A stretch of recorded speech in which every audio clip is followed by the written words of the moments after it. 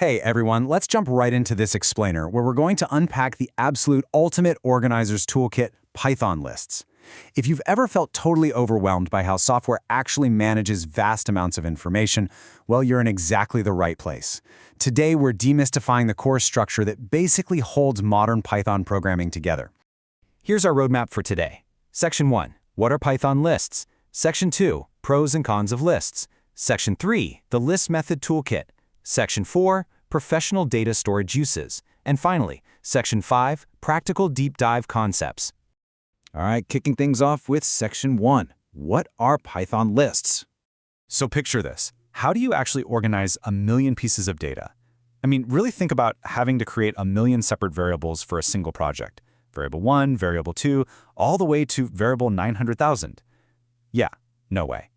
It's a completely messy, frustrating, and frankly impossible problem to manage manually, right? Without a proper system, tracking related data points is an absolute nightmare.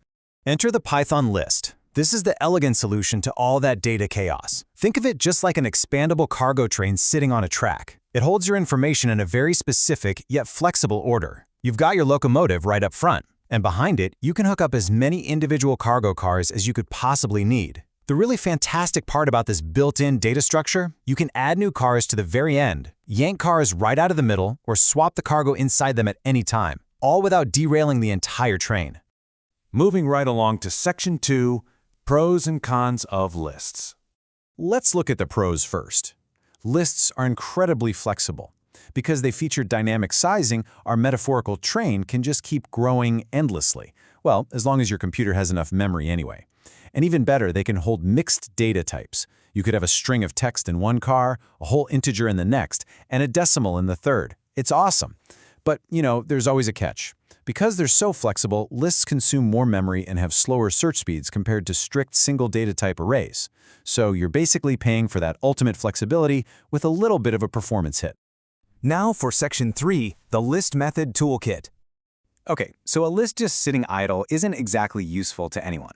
To actually put this data to work, developers use what we call methods. Think of these as our action verbs. They are the specific built-in commands we use to actively do things to lists, making them dynamic and responsive to whatever the user is doing. Let's see this in practice. Step 1. Just like managing a train yard, we start with empty tracks.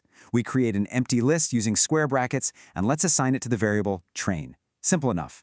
Step 2, we use .append. Honestly, append is going to be your best friend. It hooks a new item, in this case, coal, right onto the very back of the line. And then, Step 3, .pop. Think of pop as literally unhooking that last car when you're completely done with it. It removes that final item from the list and hands the cargo right back to you so you can use it somewhere else in your code. But wait, we can get even more precise here. In Step 1, we have .insert. Instead of just tossing things in the back, insert lets you forcefully drop cargo anywhere you want. By saying insert at position 0, we're dropping an engine at the absolute front of the train.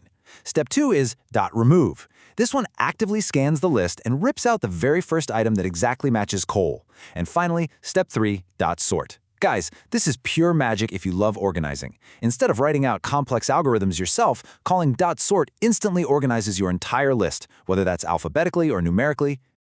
All right, Section 4, Professional Data Storage Uses. When you get into real-world applications, you aren't just organizing a handful of items. We're talking massive scale.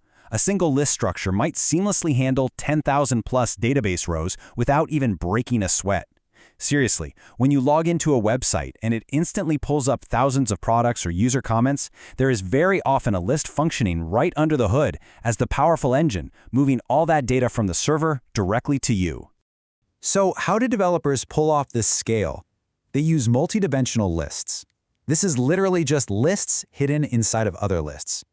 While this structure operates a bit like a standard spreadsheet, in Python, each row is its own individual list. You have one list for Alice, one list for Bob, and then all those smaller lists are packed tightly inside one massive master list. It's an incredibly clever architecture that lets programmers recreate complex database tables right inside the computer's active memory. And that makes it lightning fast to sort, filter, and access. And finally, we've made it to Section 5, Practical Deep Dive Concepts. For true professional Python mastery, you absolutely need to understand 4 key pillars. First up, zero-indexed memory access. This is crucial. Lists do not start counting at 1. That very first train car, it is always at index 0. Second, we have in-place mutability. This just means that when you append or sort, you're mutating the data directly in its existing memory location rather than creating some bulky, wasteful copy. Third is list comprehension. This is such an elegant technique that lets you generate massive lists using just a single, incredibly fast line of code. And fourth, iteration mechanics. You have to understand exactly how Python loops travel down your list, car by car, executing logic on every single piece of data. I'm going to leave you with a bit of a provocative thought to chew on today.